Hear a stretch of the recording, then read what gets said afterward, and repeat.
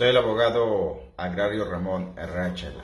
Con el tema, mi papá vendió de palabra una parcela que después heredé. ¿Qué hago en esa situación? Te comparto el WhatsApp 66 91 13 70 43. Repito, 66 91 13 70 43. Puedes comunicarte desde cualquier parte del país, también del extranjero agregando más 52. Ese número te puede servir para lo siguiente. Si quieres integrarte a un grupo de WhatsApp, así solicítalo.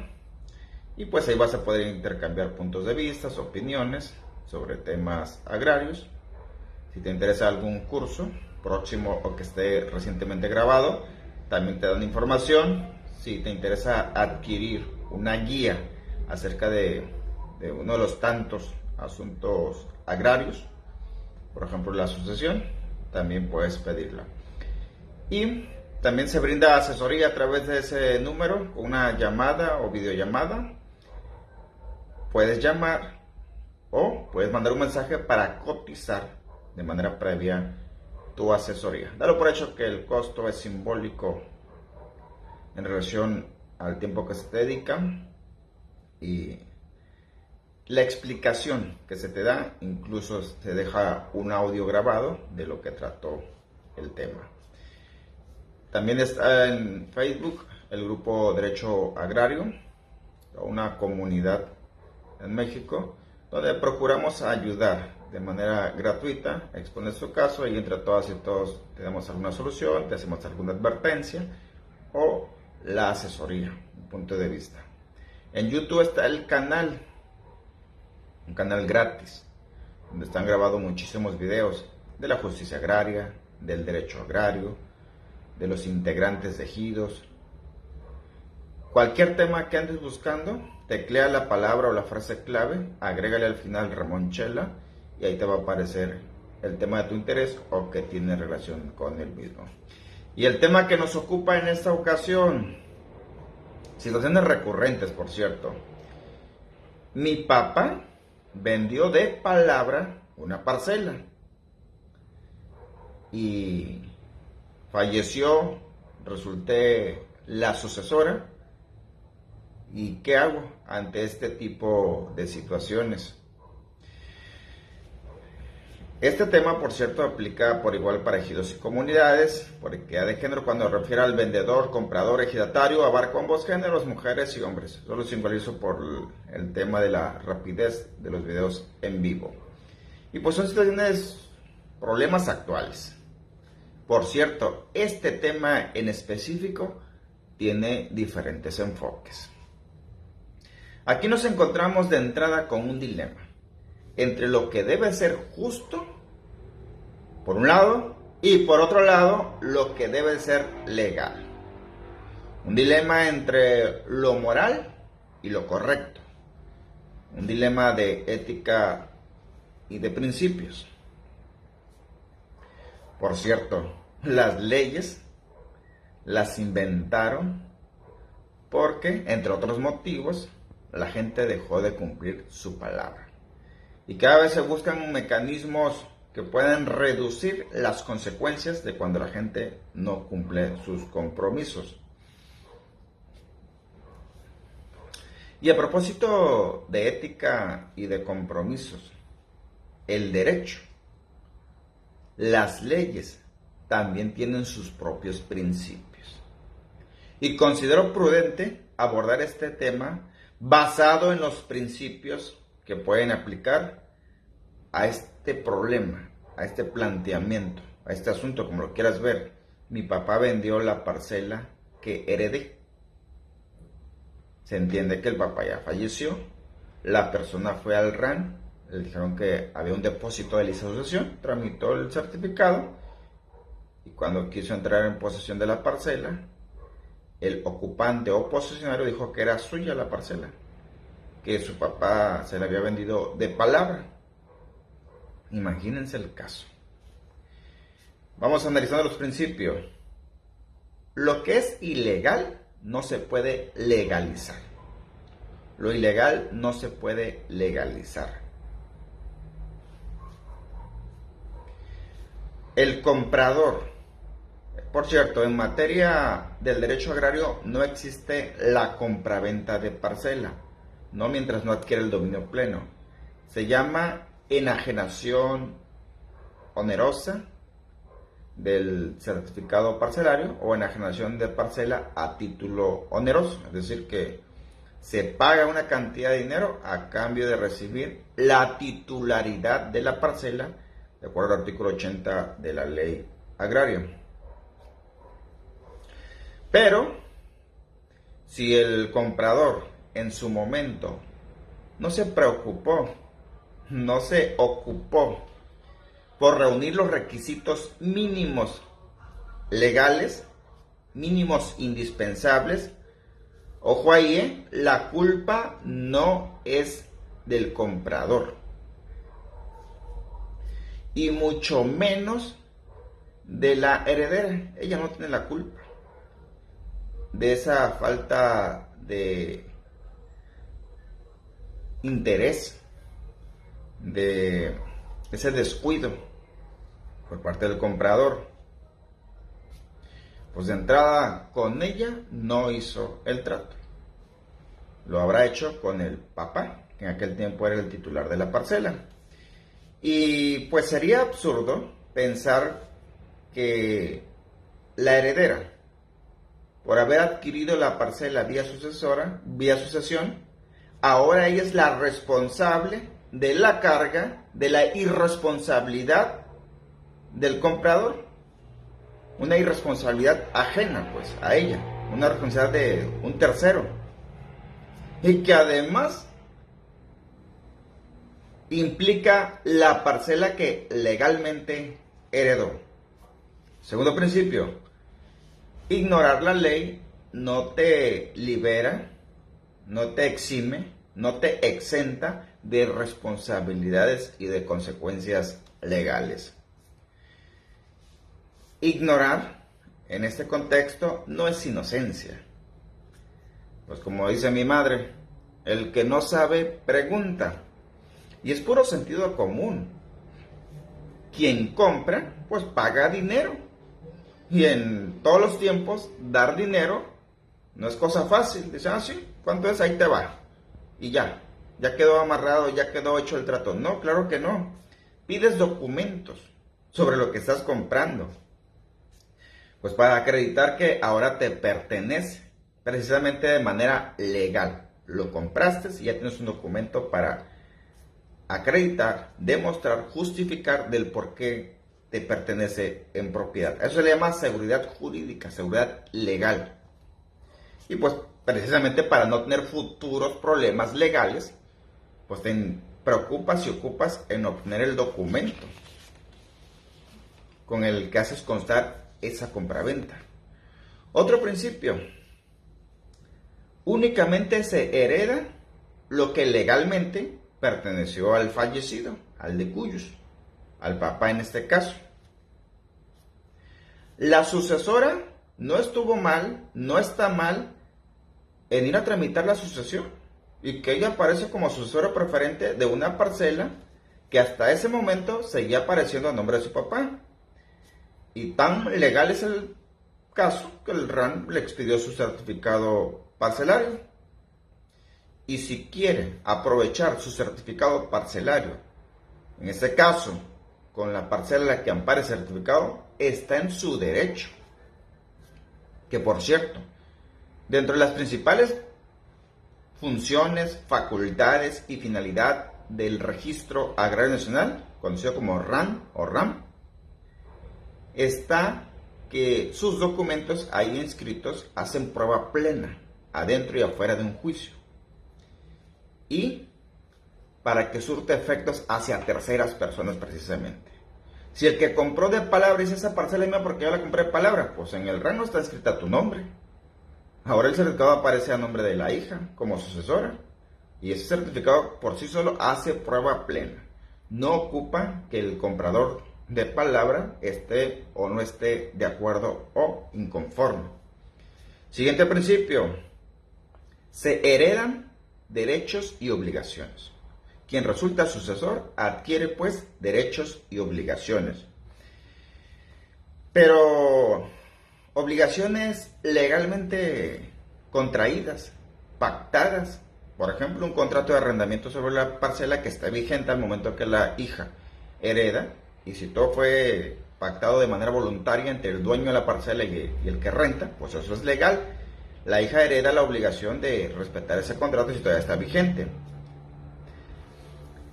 Volvemos al mismo punto. La heredera, ahora titular de la parcela, no tiene que andar cargando, batallando con irresponsabilidades del comprador. Eso que quede claro. En la venta de palabra, de entrada pues no existe la venta de palabra. Los motivos, porque no se notificó el derecho del tanto en la venta de palabra.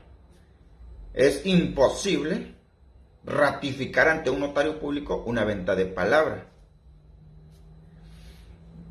Y esos son algunos de los requisitos indispensables. Otro, que seguramente el comprador de palabra no era ni ejidatario, ni avecindado, ni posesionario legalmente reconocido y debidamente inscrito en el RAN. Y seguramente eso fue otro motivo por el cual no se pudo formalizar de manera legal esa compra-venta.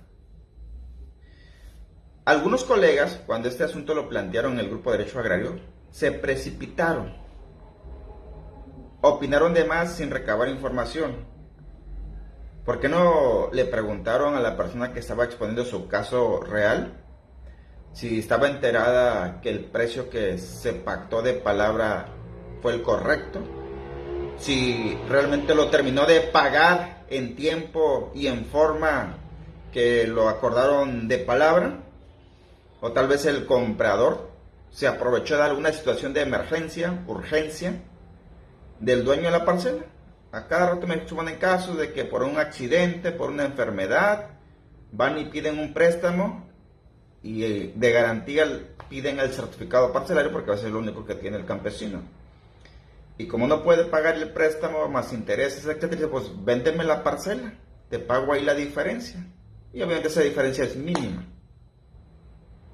O ya el certificado está conmigo, ya la parcela es mía. Vamos a dejar que me la bendice porque no se puede hipotecar una parcela. Lo primero hay que recabar ese tipo de información. Y en estricto derecho, por cierto, la heredera es legalmente la titular, como si fuera dueña pues de esa parcela. Y por lo tanto, como titular, tiene derecho a que le entreguen la tierra pues para aprovecharla, para disponer de ella. Ese es el significado del certificado. Otro principio, quien afirma está obligado a demostrarlo, a probarlo. Por ejemplo, si el comprador considera que la parcela es suya porque la compró de palabra, pues está fácil la cosa, que acuda al tribunal agrario y que convenza al magistrado, al RAN y que vaya. Lo van a correr, y lo digo respetuosamente. No puedes ir al RAN a hacer un trámite de que compré de palabra esa parcela y ahora denme el certificado. A la Procuraduría Agraria tampoco vayas. No es competencia de la Procuraduría ese tipo de situaciones. Ahí cuanto mucho te asesoran, te asignan un abogado, pero para que vayas al tribunal agrario, que es la autoridad competente para resolver ese tipo de situaciones o problemas, y llevas tus pruebas. Tienes la libertad, la oportunidad de demostrarle al tribunal que esa parcela te pertenece porque la compraste de palabra. Y si el comprador de palabra dice, no importa, yo ya la pagué, la parcela es mía. No es importante que haya reunido, que me hayan faltado los requisitos o todos los requisitos. Ese tipo de posturas no hay por qué discutirlas. En una discusión no se solucionan. Hay que irnos al tribunal. Allá se va a dar la última palabra a propósito de palabra. Así que a manera de conclusiones y advertencias, acá por el norte acostumbramos un dicho. Cuando decimos hay que decir la verdad, decimos hay que decir lo que es. Y por lo que es nos referimos a lo derecho, a lo legal, pues. ¿Sí? ¿sí? Y pues a propósito, la ley, pues es la ley, justa o injusta para otro, pero es la ley, por cierto. Siempre va a ser injusta para quien pierde un juicio, una sentencia, o no pudo acreditar una compraventa de palabra. Entonces la ley es injusta ahí.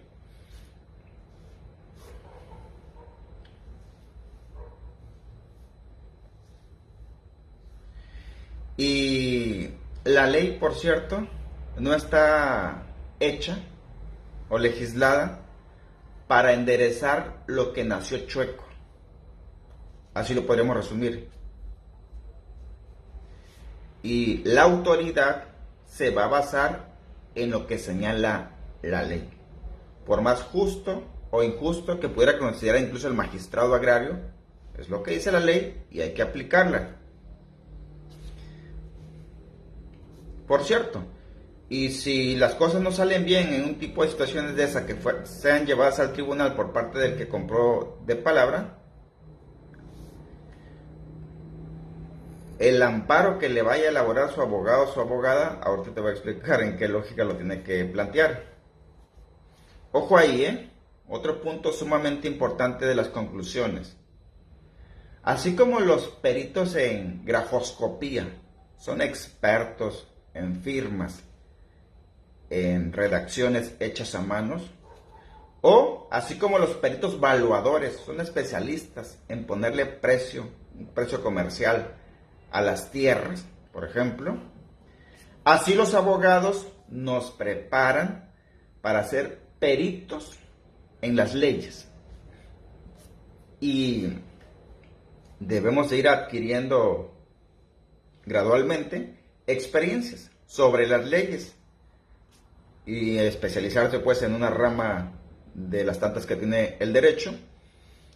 Y una vez que eliges la especialidad, ahí viene otro mundo por descubrir: la interpretación, el análisis, las variantes que se presentan sobre un mismo asunto, la argumentación jurídica, el sentido común de las leyes, el sentido común de lo legal, de lo jurídico.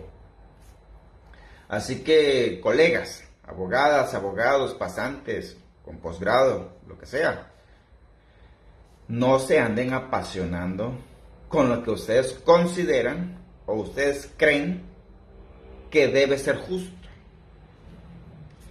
Cuando tu cliente, si a ti te toca defender o asumir la defensa o la representación legal del comprador de palabra, y si pierdes la sentencia en el tribunal agrario, seguramente vas a ampararte si quieren agotar la última instancia o jugarse la última carta.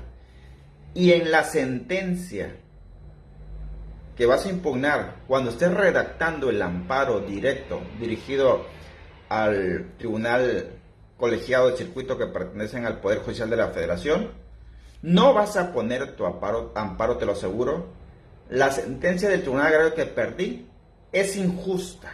No.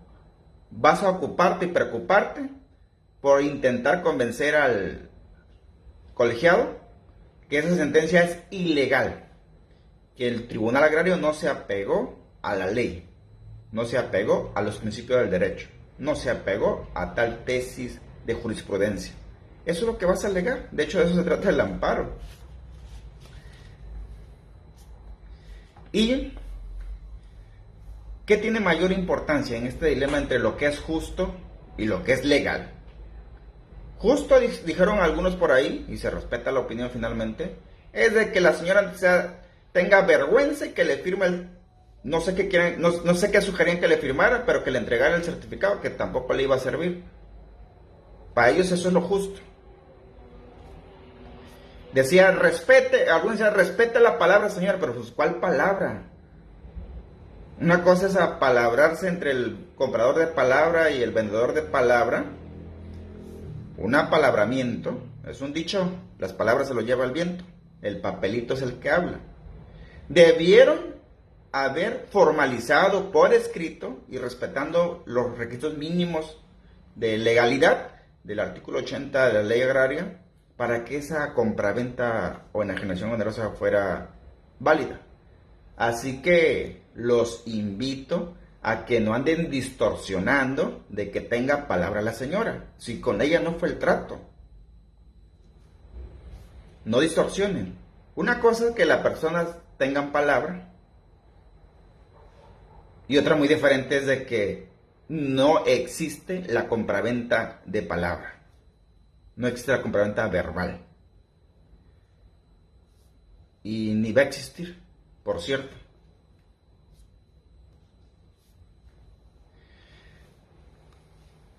Y precisamente la ley establece una serie de requisitos para proteger al comprador, para proteger al vendedor y para proteger a la sociedad que practica todos los días la compraventa.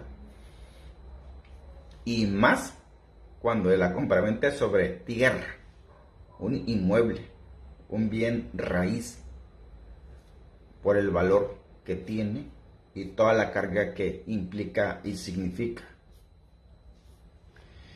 Así que la heredera pues adquiere derechos y obligaciones, pero los que están legalmente acreditados. La heredera no puede adquirir un supuesto compromiso, una supuesta compraventa de palabra, porque recalco ese punto, no existe la compraventa de palabra. Y la heredera no es responsable, no se le puede fincar responsabilidad, no se le puede culpar, no se le puede señalar que es sinvergüenza por el hecho que el comprador en su momento no hizo las cosas correctas. Ese es problema del comprador, no de ella. Que quede claro ese punto. Y para finalizar, por cierto, otra reflexión al público en general, a los que compran de palabra o tienen la intención de comprar de palabra, a los que venden de palabra o tienen la intención de vender de palabra, a los colegas que nos vamos a encontrar con esa serie de situaciones seguidas, o por lo menos una vez al año, como abogado, en especial si te dedicas a lo agrario. La justicia es importante, en eso todos estamos de acuerdo. De hecho, es la principal meta, finalidad de todas las leyes, que se haga justicia. Pero si algunas leyes, de tantas que existen, no son del todo justas, que por ahí traigo algún artículo, que por ahí traigo un párrafo que como que viola derechos humanos, como que es desequilibrado ahí lo que intentó regular, pues no es problema de los abogados, ni del comprador, ni el vendedor. En dado caso, es problema de los legisladores, que esa es su función dentro de la nación, dentro del esquema de gobierno o de Estado que tenemos, los legisladores. Porque ellos tienen la obligación de hacer nuevas leyes, de modificar las leyes que ya están, o de quitar pues, las leyes que fueron sustituidas por una nueva ley o que ya no tienen razón de ser. Pero, ojo ahí, y aquí viene lo interesante, la propia Constitución Federal de nuestro país prohíbe hacer justicia por nuestra propia mano. Eso lo sabemos. Entre otros motivos, es porque cada persona es un mundo. Cada persona va a tener una noción, una idea, un concepto particular de lo que entiende por justicia o de lo que debe ser justo. De hecho, un paréntesis ilustrativo. A veces, en los juicios, cuando están declarando las personas, el demandado, el demandante, los testigos, y se trata de un juicio de presunción adquisitiva de buena fe o de mala fe, y que el testigo asegura que sí, la posesión es de buena fe. Ojo ahí, no le pregunto al testigo, ¿defina usted la mala fe? Porque esa pregunta no es correcta. No me la calificarían de ilegal, porque el testigo pues puede que no sea un profesor, puede que no tenga el conocimiento para dar definiciones exactas. Ojo ahí, lo que le pregunta al testigo es, diga usted qué entiende por buena fe. La acaba de mencionar en su pregunta. A mí me interesa saber qué es lo que entiende usted por buena fe. Y en serio, he escuchado cada respuesta, desde que, pues, buena fe significa que no hay mala fe. Bueno, tiene razón. Diga usted qué entiende por buena fe cuando no hay mala fe. Lo acorralo, desde luego, no se me va vivo. O me dicen, contestan, pues buena fe es que lo está haciendo bien, que está actuando correctamente. ¿Me explico? Imagínense, no tenemos suficientemente claro qué es la buena fe, y eso lo podemos encontrar la definición fácil y predomina en un diccionario. Ahora imagínate que le preguntes, ¿y qué entiende usted por justicia? ¿Qué entiende usted por lo que debe ser justo? Y cualquier respuesta va a ser válida, hay que respetarla, hay que ser tolerante. Pero de que sea correcta, ahí sí ya empieza el problema. Por eso las leyes se ocupan más de la legalidad, no tanto de lo que debe ser justo.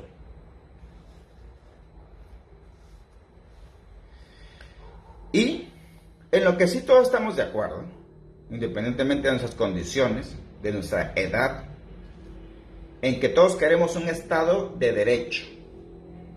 Y entre todo lo que se puede significar Estado de Derecho, significa que se respeten las leyes en todo el país, en toda la república.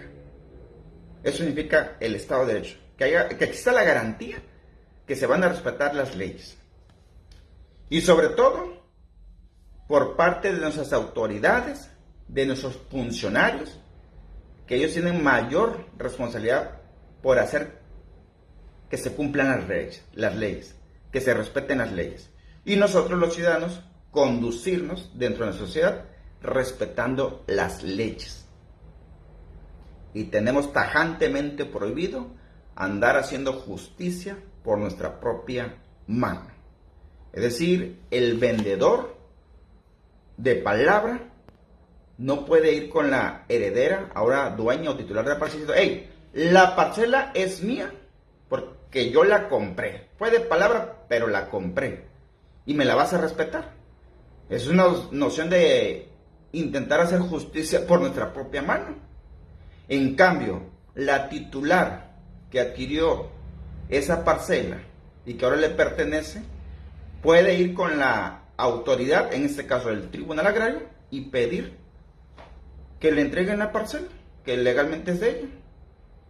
Y el juicio, la demanda, el expediente, se va a basar en las leyes, no en lo que el comprador de palabra considera que es justo, y su abogado, no en lo que la heredera y su abogado consideran que es justo, no en lo que el magistrado o el secretario proyectista consideran que es justo. Los tres están sometidos a lo que diga la ley. Ese es el punto. La ley es fría, sí, en el derecho agrario, que es un derecho social que debe de considerar usos y costumbres, que atiende a una clase vulnerable como es la campesina.